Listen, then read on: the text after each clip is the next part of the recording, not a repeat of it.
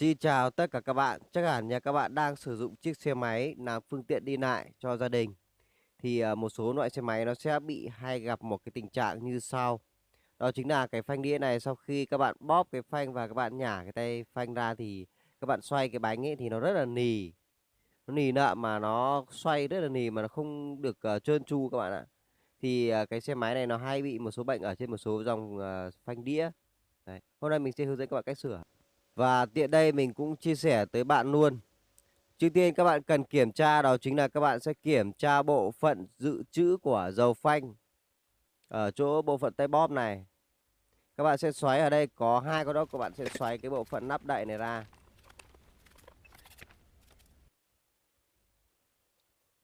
Sau khi các bạn tháo được cái nắp đậy thì các bạn sẽ có thể quan sát thấy ở bên trong ở đây. Các bạn nhìn thấy ở đây thì mình nhìn thấy dầu ở đây nó bị cặn và nó biến đổi màu sắc, biến thành màu nâu, có cái đục cặn ở bên trong. Mình sẽ hút lên cho các bạn xem.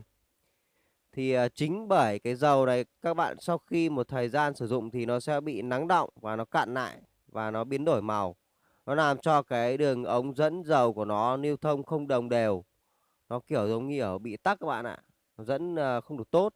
Thì cái tình trạng này nó rất là thường xuyên xảy ra khi các bạn sử dụng xe máy lâu năm và nhiều năm thì cái dầu này nó sẽ tự động nó biến đổi thành một cái màu nâu và nó sẽ đóng cặn lại, nó sẽ giúp cho cái phanh đĩa của các bạn nó hoạt động không ổn định.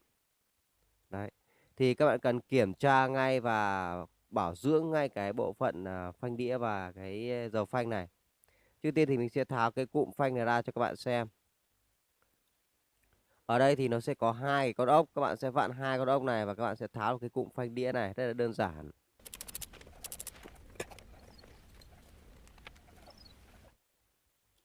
Sau khi mình đã nhấc và tháo được cái bộ phận phanh đĩa này ra, trước tiên thì mình sẽ xoáy thêm hai con ốc này nữa. Mình sẽ tháo cái bộ phận má phanh ra ngoài.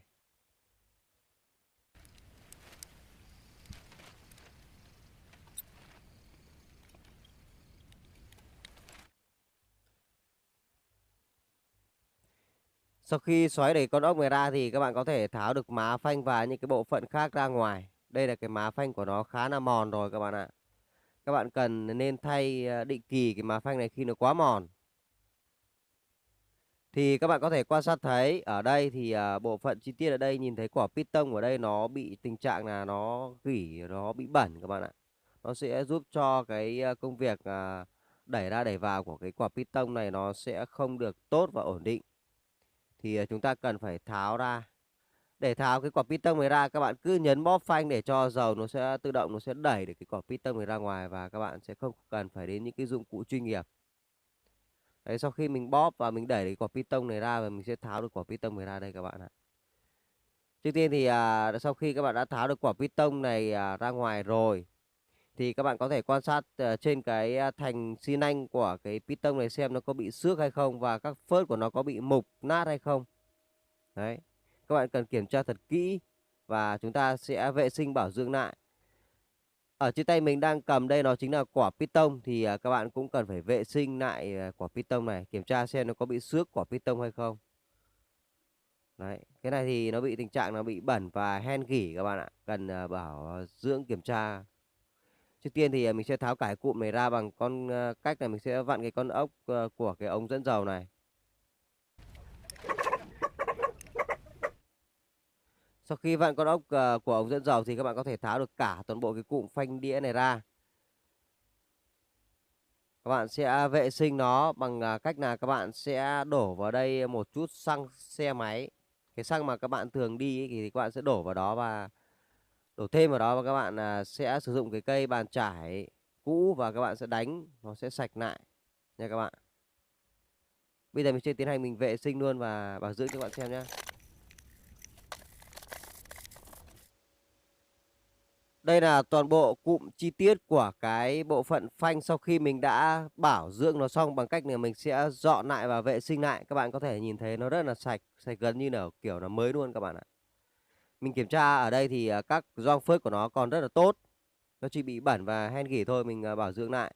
Để nắp quả piston này vào thì các bạn sẽ bôi vào đây một chút dầu phanh mới. Các bạn sẽ nắp và ấn nó vào nha. để cho nó trơn tru hơn các bạn, khi nắp vào nó sẽ dễ hơn. Rồi sau khi đã nắp được quả piston này vào xong thì mình sẽ thay cho nó một cái má phanh mới.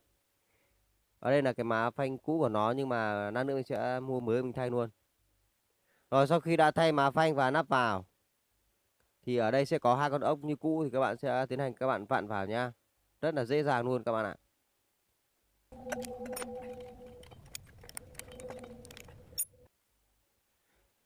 Các bạn chú ý ở cái con ốc dẫn dầu của cái ống dẫn dầu của phanh này thì nó sẽ có hai cái nong đèn. Các bạn sẽ đưa hai cái nong đèn vào đúng hai vị trí của nó để tránh xảy ra cái tình trạng là khi các bạn vặn vào nó sẽ bị rò rỉ nhá. Đấy, đây là con ốc xả dầu. Đây là con ốc xả E của nó, thì các bạn sẽ nới lỏng ra và các bạn sẽ đổ dầu phanh. Thì cái phương pháp đổ dầu phanh này thì nó sẽ có hai cái phương pháp. Phương pháp thứ nhất là các bạn sẽ sử dụng một cái dụng cụ và các bạn sẽ cắm trực tiếp này vào cái đầu của ống dẫn dầu xả phanh này và bơm ngược lên trên. Thì cách này thì nó sẽ có cần một cái dụng cụ chuyên dụng. Và một cái cách nữa đó chính là cách đổ từ trên xuống dưới. Cách đổ từ trên xuống dưới này thì nó thông dụng hơn và nó dễ sử dụng hơn, nhưng mà cái thời gian của nó chờ đợi nó lâu hơn. Bây giờ mình sẽ tiến hành mình sử dụng cái phương pháp thứ nhất, đó chính là đổ dầu phanh trực tiếp từ trên cho nó chảy xuống dưới. Các bạn nhớ là các bạn đổ thật đầy vào và các bạn chờ đợi, cứ chờ đợi để cho nó chảy dầu tự nhiên thông qua cái ống dẫn xả phanh nhá, tức là xả dầu xả E đó các bạn. Để cho một lúc nữa là không khí bên trong cái ống này sẽ hết. Sau khi các bạn thấy dầu nó chảy xuống rồi, các bạn sẽ quan sát thấy ở trên cái ống dẫn xả E, tức là xả hơi này, nó sẽ không còn cái bọt khí nữa, tức là nó sẽ nhỏ giọt đều và không có giọt khí nữa. Thì các bạn sẽ tiến hành các bạn vặn cái con ốc xả E này lại, là chúng ta đã hoàn thành quá trình đổ dầu. Cái phương pháp này nó là phương pháp thủ công, nó lâu hơn một chút nhưng mà nó lại rất dễ là sử dụng và rất dễ đơn giản thực hiện. Rồi sau khi các bạn đã vặn được cái con ốc chỉnh xả E này là xong, thì cái dầu ở trong này nó sẽ bị hao hụt. Các bạn nhớ châm đều và các bạn sẽ châm đúng cái vạch dầu mà nhà sản xuất quy định. Châm thêm vào đó các bạn. Sau đó là các bạn sẽ đậy những cái phớt của cái nắp đậy của cái bình chứa dầu phanh này. Các bạn sẽ đậy và vặn lại như cũ, là chúng ta có thể sử dụng được cái xe này bình thường rồi. Tức là cái hệ thống phanh này nó đã hoạt động sau khi chúng ta đã xả E và tra dầu. Đấy, sau khi mình đã tra dầu xong mình sẽ bóp một hai cái thì piston nó đã đẩy ra ngoài. Thì các bạn sẽ cần phải kiểm tra một cách nữa, đó chính là các bạn bóp phanh và các bạn nhả ra và sử dụng tay các bạn quay cái bánh này. Nếu bánh xe quay trơn tru mà bóp phanh nó ăn như thế này là chúng ta đã thành công rồi các bạn ạ. Là các bạn đã hoàn thành quá trình kiểm tra và sửa chữa bảo dưỡng cái dầu phanh đĩa này. Thì cái phanh đĩa này các bạn thường xuyên phải kiểm tra liên tục nha các bạn. Nó rất là dễ nguy hiểm nếu mà các bạn không kiểm tra. Hầu như tất cả những cái loại xe máy mà sử dụng phanh đĩa sau một thời gian nó sẽ rất là hay mắc cái bệnh này.